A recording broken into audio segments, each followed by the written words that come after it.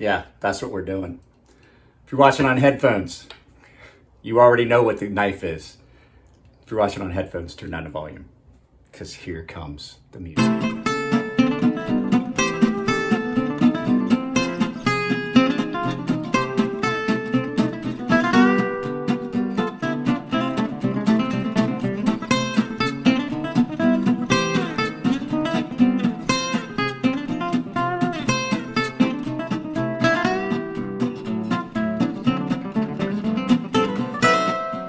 So guys, as you can tell from the title, this is the Microtech double-edged Combat Troodon, and this is my favorite out the front, period. So this is on loan from Elliot over at Fair and Forge Knife Works. This is his personal Troodon. I do not own one of these. They are really pricey. So I just thought I would borrow it from, this is a 2009 edition, so there'll be some differences, but of all the out the fronts that are out there, I have to say I think this one's my favorite. They have the Scarab, but I have some others. But I may own a couple of out the fronts that I really, really like. But we're gonna get into why this one's my favorite and why I don't own one. So give me just a few minutes, guys. We're gonna get this flipped over, take a good look at it. I really, really like this knife, and it's done really well. It's a really good representation of Microtech knives. So let's go ahead and take a look at this. All right, guys, this is the Combat Troodon. This is a 2009, October 2009. There's a serial number. Now, this knife has been up at Elliot's shop for a long time. I do not know what the whole thing with the dinosaur or the iguana on there is. As you can see, it's a double-edged Microtech out the front. And guys, this knife, I love this knife. In hand, it feels great. The action on it is great. But I could never, ever just buy one for a couple reasons. So before we get into all that, let's look at some specs. So what are you looking at here? You are looking at aluminum handles, hard anodized, and I will tell you, Microtech, I think, has some of the best hard coat ano on aluminum out there. I've got several knives in it that get carried a lot. There just has been no wear on them. So let's get into the specs. All right, so like I said, aluminum handles, out the front action. It is 9.5 inches overall length. This is the dagger version, double-edged. The blade length is 3.8 inches. And you know, on all out the fronts, you lose a little bit of that blade to handle ratio, but you gain back the cool factor of just listen to that. All right, so the blade on this one is in S30V. And the weight on this is listed right at 5.8 ounces. So let's go ahead and get the scale and bring it in and go ahead and get some weight. All right, so since I put it on there before, let's go ahead and zero this out. So it says it's 5.8 ounces, and this is right 5.25 ounces. So there you go, there's your weight. And in grams, you are looking at 149 grams, 150 grams-ish.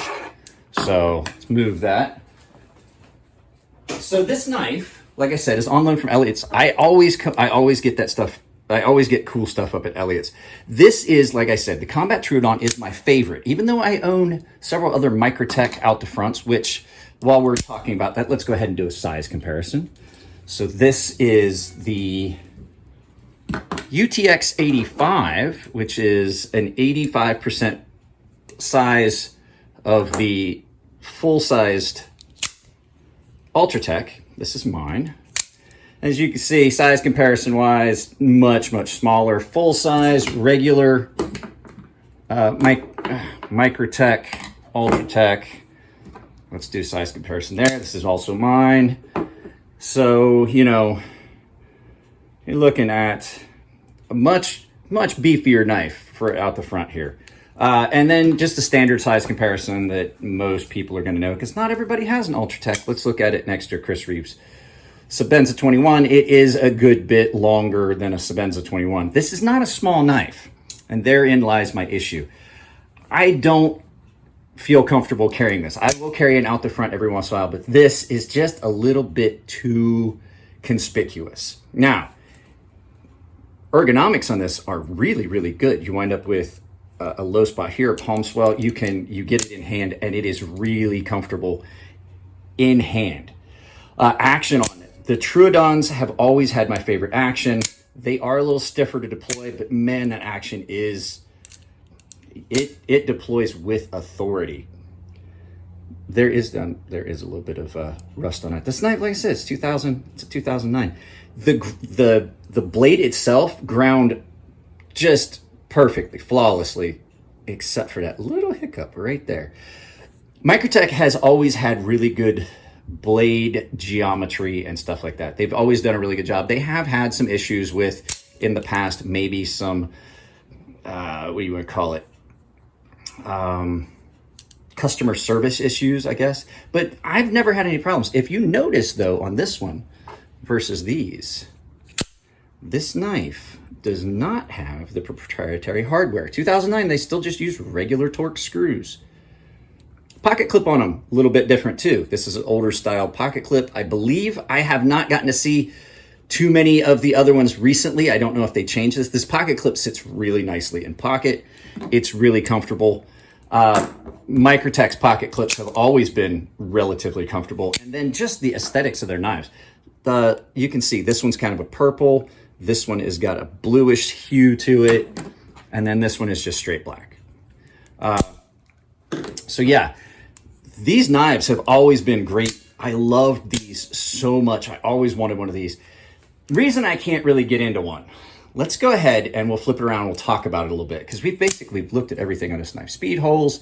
Oh, there is something I want to talk about. So I had someone ask me, I'm sorry, I almost forgot. Someone asked me about why most out the fronts have this offset where the blade favors one side drastically. You can see it's this one, it's very, very apparent. It's almost up against that side wall. So let's go ahead and look at the construction. So you have a two-piece construction, right? If you were to put this dead center and not have this keyed area here, there's two things that happen. One, if you're putting downward pressure on that knife, you could split those pieces apart, a clamshell. Utility knives. Elliot was telling me he had a utility knife do it once when we were talking about this. He was pushing down, bearing down on a utility knife that was a clamshell design. It was right down the middle. And the clamshell actually came apart and the blade came out and came back. So that's one reason, is it prevents that blade from splitting this seam and coming up. And the other reason is one side requires a significant amount of milling that the other one doesn't. So if you were to do this so it was dead center, you would have the same amount of milling on one side. So you'd have two expensive sides. It would take all the milling. So what they do here is, on top of the fact it's a safety feature, it also saves them money. So one side, yes, requires a little bit more runtime, which is expensive on the machines, and one side does not. So on each knife, they get a little bit of a savings for machining, which, even though you get a savings on machinings, we're gonna turn this around here right now. We're gonna talk about the second point as to why I can't own this knife.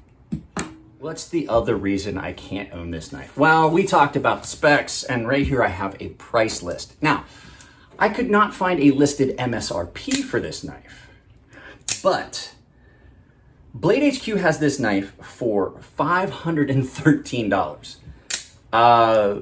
Knife Center has it for $494, and then eKnives, which is the cheapest I found, is $485. Now, that's not like that. It's not like that is so far out of what I would pay for a knife if I had the money. I've been known to pay that much for a knife. My issue with it is that's a lot of money to pay for a knife that for me would basically just be a novelty, especially considering I already have two others that really fit that bill. The action on this is snappy. I think that this little Spartan 25th anniversary Ultratech UTX 85, I think this has the best action on any Ultratech I've ever handled. But that's not what we're talking. We're talking about this knife. It's really expensive for just something that's kind of a cool factor, or just a, what do you want to call it? A novelty or a toy. There are some people that carry these, they use them for work, they carry them on boats and things like that, because it is nice to be able to have a knife that has that kind of action. This would be something that I imagine if you had a job where you're in and out of pocket all the time. But the flip side of that is these have a tendency to gum up and start misfiring really easily. These are let me equate it to handgun terms. This is a 1911. It's always going to function no matter what. This is more like when the military first switched to 9mm and they would get dirty and gum up and then you have issues. Much more sensitive because of the mechanism. So, you know, I did a video where we talked about how the mechanism in it works. There is another knife out there that I really want to do a video about. It's the Halo. And it's just a push button out the front that you have to charge. And when I get that knife in, I'm gonna do the differences between why these will last longer than those knives. But we'll touch on it. These knives are basically, they're under tension, but not under the tension that like an out the front only, like a push button only out the front is, where that spring is completely compressed. It's under some tension, but you are basically compressing that spring both ways. It sits kind of negative in the middle, and so you're stretching the spring one way or the other versus, you know, the way it is in an out the front push button only. So yeah, guys, that's, like I said, the big problem I have is it's too big to really carry. Is it a lot of fun? Yes. Is it my favorite out the front? Yes, it is. But I just couldn't carry it, and I just can't get past the price point. So other than that, it's a great knife. And if you want one, like I said, eKnives is the cheapest place. So guys, that's pretty much it. I just kind of wanted to do a video about it. I've done enough videos about out the fronts that it didn't have to be a real long one.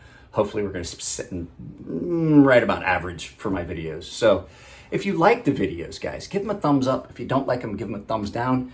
There's an applause button where if you really like the videos, you can donate directly to the channel. If you really want to support the channel, there's a join tab below. Also, I want to reiterate, I'm putting a code for the Sea Snake. I'm putting a coupon code in the description of my videos. The Sea Snake did drop, it did release. There is a coupon code where you guys can save 5% on what's already a really affordable knife. So got a lot of filming to do today, guys. Get used to seeing this shirt. There's probably about 2 or 3 videos that I'm gonna shoot today. So guys, follow Linda Lou's channel, follow Neve's Knives. Like I said, the video that went out today was the sheepdog. Follow Neve's channel, that's who loaned me this knife. You guys take it easy. I love you all. Have a safe weekend, and I'll talk to you later.